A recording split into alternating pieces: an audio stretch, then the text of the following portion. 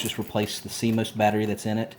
You can get them online anywhere. You get them at local auto zones, what have you. So I'll show you the quick and easy way to do it. Of course, you want to take the keys out first. You're just leaving the fob. All right, and from there, what you're going to do, the only tool that you're going to need, if you got like a even a regular flathead screwdriver would work, or just something with like an edge that's not too sharp, but that's, you know, pretty rugged.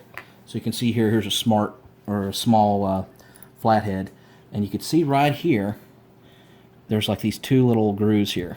And what you want to do is you're going to put your little flathead in between them, and then you're going to work your way left and right as you press down. So it went right there, you see that? Left.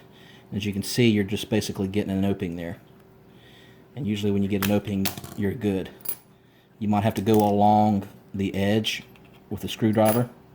So you can see here it exposes the CMOS battery. And the only thing you want to do, just pop it out. Let's see here. Should just lift up real easy.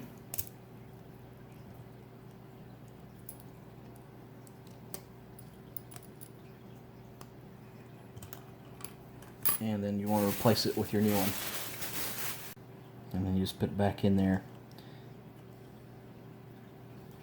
I want to put a link in the description where you can get these. You can get them pretty inexpensively. If you just want to get it online, I'll put a link in the description where you can get it.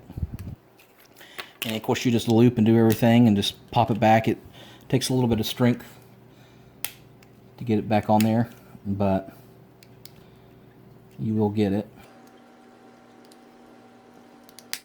Alright, that should do it, and thank you for watching.